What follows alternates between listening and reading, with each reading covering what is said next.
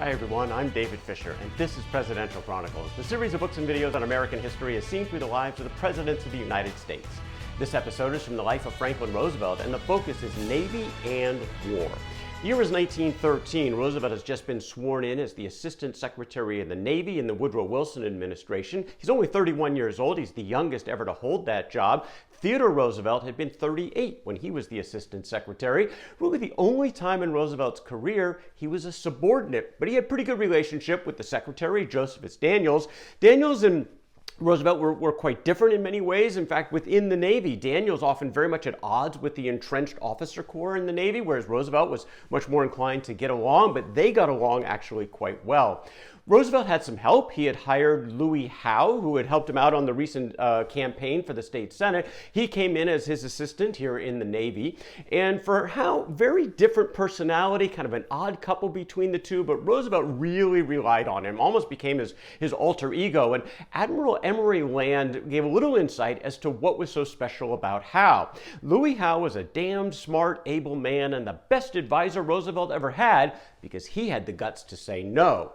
Louis Howe would tell Roosevelt what was on his mind, no matter what it was, for the rest of his life. Now, Roosevelt, pretty efficient in the administrative responsibilities as the Assistant Secretary of the Navy. He got along more with competitive bids and procurements, for example. He liked to tell the story on one time he said no to an oil contract that came in at 90 cents a barrel. That wasn't good enough. He negotiated it to 89 cents a barrel. But by saving that 1 penny a barrel, he was saving the Navy about $10,000 a day because of all the oil that they used. He felt pretty good about that.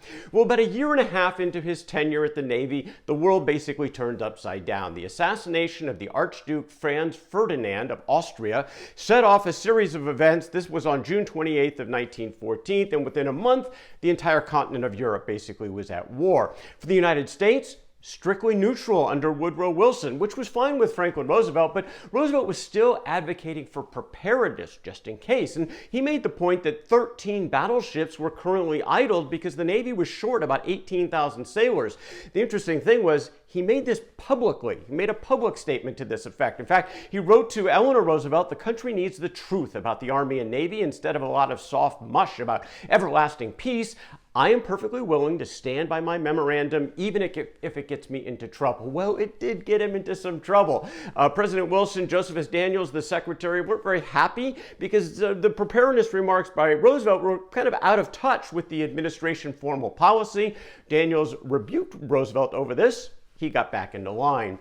Louis Howe was always having an eye on politics in New York. When can Roosevelt get back in, maybe run for higher office? And in 1914, they set their sights on the governorship of New York. Now, Woodrow Wilson, Josephus Daniels, they're advising Roosevelt, look, this is not the right time, don't go into this race. But Roosevelt did offer his name for the Democratic primary, and everything was looking pretty good until September the 6th of that year, the last day of the filing deadline, when Tammany Hall came forward with another candidate for the Democrats, James Gerard. And he wasn't just any candidate. He was a wartime diplomat. He was the ambassador to Germany as World War I was getting going. Now, Gerard was not going to campaign, but he was going to be really hard to top. And in fact, it was not a close race in the primary. Gerard easily beat Roosevelt and eventually lost for the governorship in the race in the fall, but he won that primary. And Roosevelt learned a lesson here. Look, he had been kind of fighting Tammany Hall from early in his career in politics, way back to 1910. No more. After this, he and Tammany Hall weren't necessarily going to always agree, but he wasn't going to challenge the political machine going forward, which would make a difference in future elections in the state of New York. Now, the horrific killing fields all over Europe continued. Woodrow Wilson continued to insist the United States remain neutral, even after the Germans sunk the passenger liner, the RMS Lusitania. 1,200 people died, including 128 Americans. A lot of call for war from within the United States, including Theodore Roosevelt, the former president, one of the most outspoken. But Woodrow Wilson, no, we're not getting into this conflict. Preparedness started to move in that direction. In fact, he approved and Congress approved a huge increase in the shipbuilding budget for the Navy. There's going to be a lot to do under Franklin Roosevelt's watch in trying to, again, prepare in case they were ever going to get into the war. The next major election is in 1916, which was all about the war. The United States going in, not going in. Well, Wilson was running against Charles Evans Hughes, who got the Republican nomination. He stepped down from the U.S. Supreme Court to be able to take this run. It was extremely close, came down to the wire. California basically decided it. It took 3 extra days to count the ballots, and Woodrow Wilson prevailed, got a second term by 0.3% of the vote in California. So it looked like, again, no war for the United States. But then Germany changed its strategy. Just after the election, they announced a new strategy where basically any ship, neutral or not, commercial or war, any ship in the war zone would be sunk by the German U-boats. The unrestricted submarine warfare is what they called it. Now, they knew this was likely going to bring the United States into the war, even against a reluctant Woodrow Wilson. But they figured that it would take the Americans about a year to actually get into the fight because they really hadn't done a lot in the area of preparedness. And they thought by using unrestricted submarine warfare, a total blitz against the Allies, that they could win the war in less than a year before the Americans could get in. That was the gamble that they took. Well, what would the United States do? This was in February of 1915. Wilson is sworn into office on March the 20th. A couple weeks later, he did go to Congress, asked for that declaration of war against Germany and the Central Powers. Roosevelt was there on the floor of the House of Representatives for that famous speech, and sitting next to his secretary, Josephus Daniels. Eleanor Roosevelt was in the gallery as Congress then immediately approved the entry into the war for the United States. Now, this is going to be a huge undertaking to mobilize the services for the United States. Roosevelt very much in the center of this. Personnel would come largely through the draft for the Navy. Massive appropriations, though, for shipbuilding, purchasing munitions. Franklin Roosevelt was kind of at the top of his game here. In fact, in some ways, he was too efficient. He was called to the White House to meet with the President, Woodrow Wilson, and the Army Chief of Staff, General Hughes Scott. And Wilson told Roosevelt, kind of with a twinkle in his eye, "Look, Mr. Secretary, it seems you have cornered the market on supplies. I'm sorry, but you'll have to divide with the Army." Well, Roosevelt said, fine. Roosevelt actually had other plans anyway.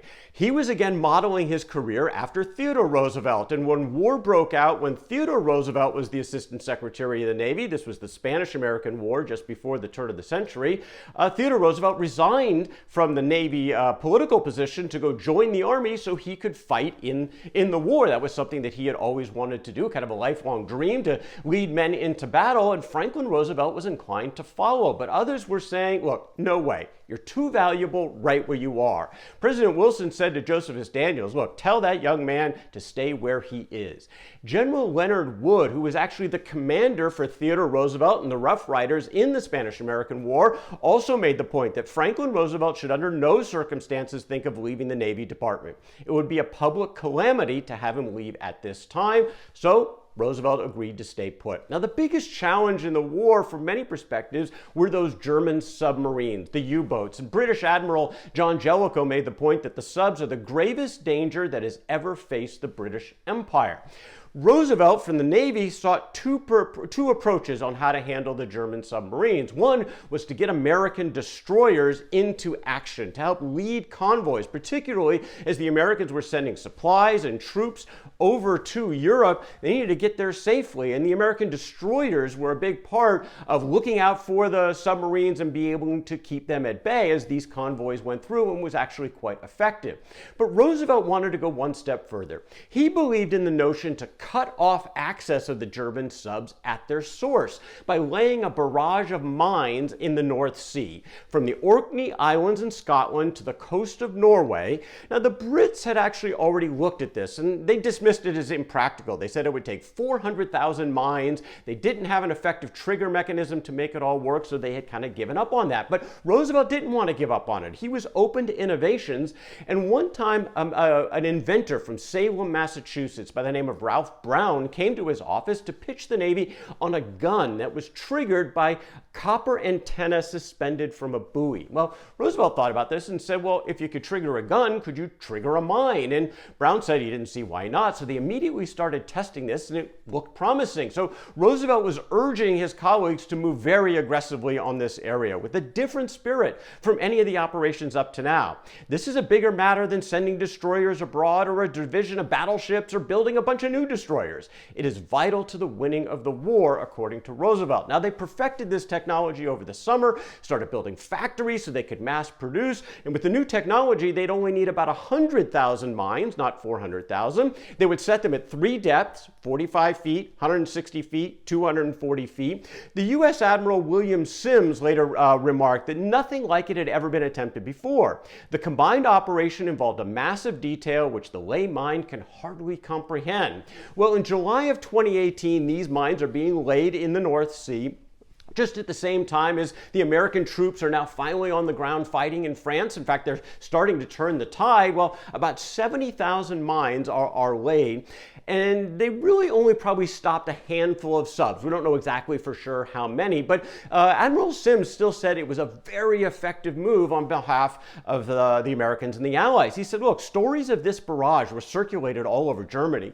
Sailors who had been in contact with it related the experience to their fellows, and the result was extremely demoralizing to the German submarine flotilla.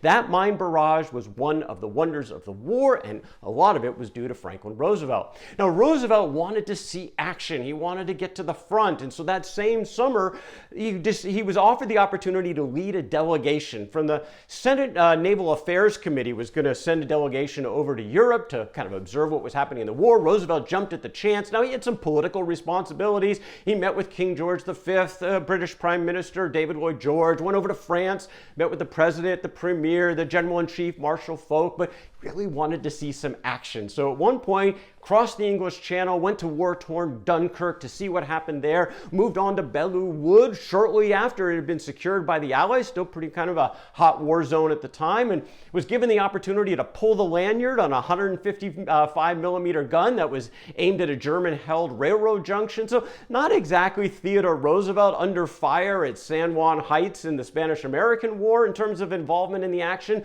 but he did get an intimate sense that very few civilians had in seeing the war up close. Well, after this, decided it was time to head back home. It was actually just a few weeks before the global fight would come to an end, the armistice being signed November the 11th of 1918. That is Franklin Roosevelt and Navy and War from the life of Franklin Roosevelt. For more presidential chronicles, check out my books on Amazon.com. Don't forget to subscribe to my YouTube channel. Until next time, I'm David Fisher, and this is Presidential Chronicles.